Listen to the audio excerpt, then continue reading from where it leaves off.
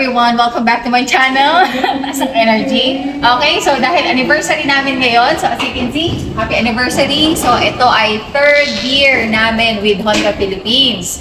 So yun. So dahil anniversary namin today, so mag-vlog tayo ng bagong release na unit ni Honda Philippines. Okay, so ano ba yun? Tara! Okay, so ito yung mga bagong release nilang Honda Beat version 3. So, ayan. Pakita ko lang sa inyo, ha. So, ito yung iba't ibang colors ng Honda Beat. So, we have red, yellow, blue, and this one is, ang hirap i-pronounce ito, Silvestris. Okay? So, itong apat na to, sige, meron siyang mga design. So, tingnan nyo siya.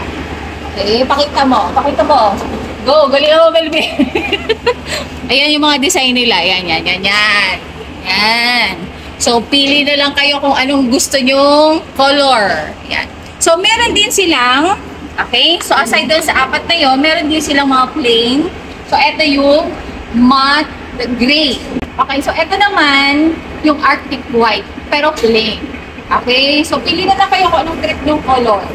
So, and aside from this, meron din silang special edition. Siyempre pag special, meron kakaiba. O, tingnan nyo ito.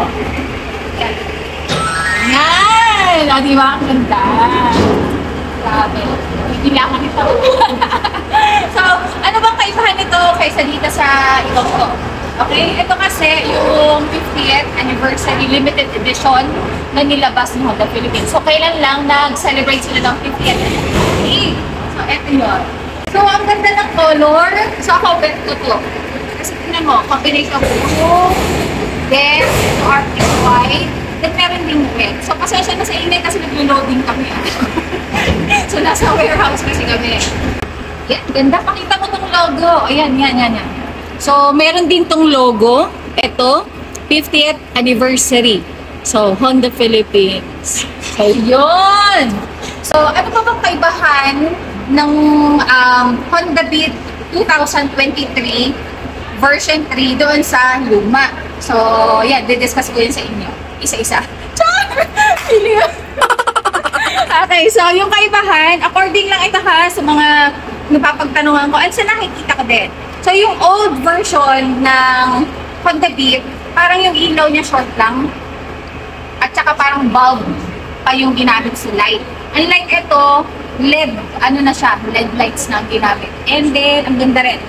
Gandito siya. Okay? So, yun yung kaibahan niya. Meron din to guys na charging port. So, ito siya. So, hindi gaanong kita. Medyo ibaba mo. Ayan. So, open mo lang to. Then, makikita nyo dito, power outlet. Yan. So, habang nabiyahe, pwede kayo mag-charge dyan. Diba? Then, isa pang maganda. Ayan. Safe na safe siya kasi nakasarado. Then, ang isa pang bago dito. Okay. As you can see, meron din ditong, okay, ito yung seat opener. Kasi yung old version, di ba, kailangan mo pang susian dito para mabuksan yung upuan.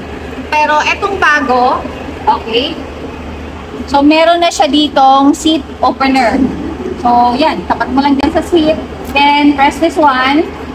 Ayun. O, pasensya na ha. Ayan. Then, ito, magka-open na yung upuan.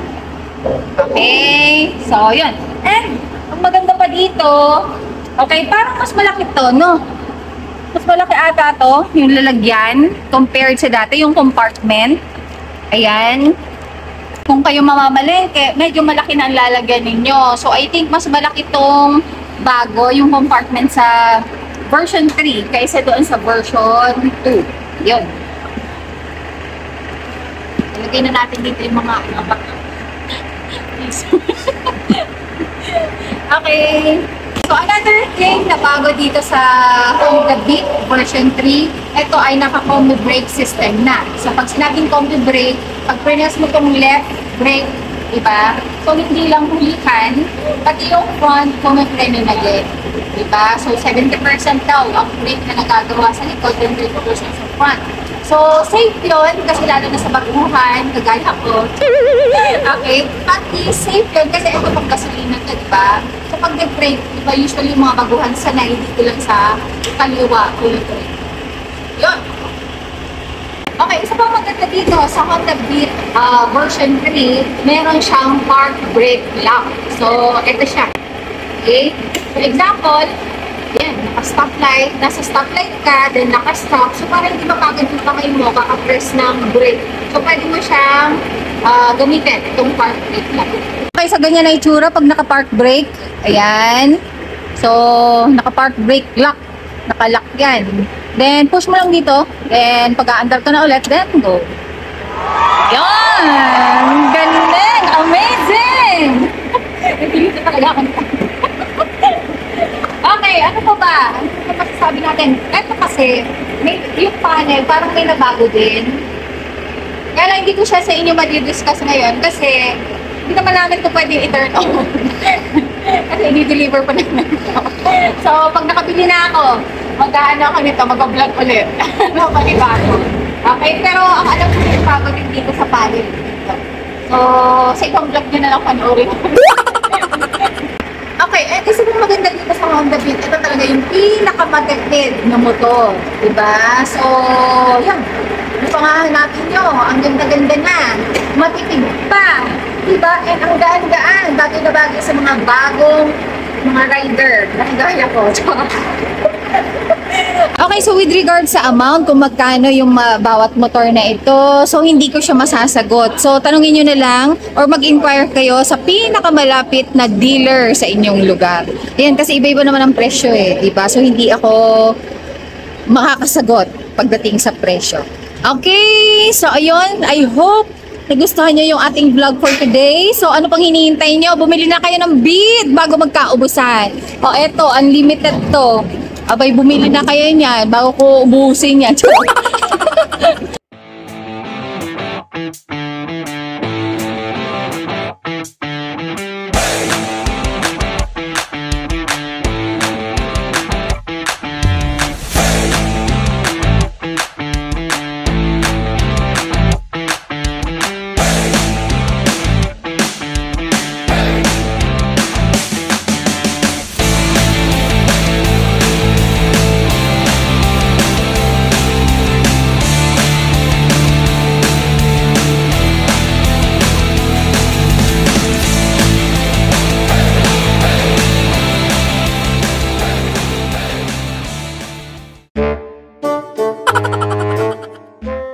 So, welcome back to my channel. So, happy anniversary! So, bakit ba? Anniversary ba natin? Meron din itong park brake lock. So, meaning, pag example, nasa, stoplight. So, para hindi mapagod yung kamay mo, kaka-push nito, pwede mo siya, yan. Oh, no, no, no, no.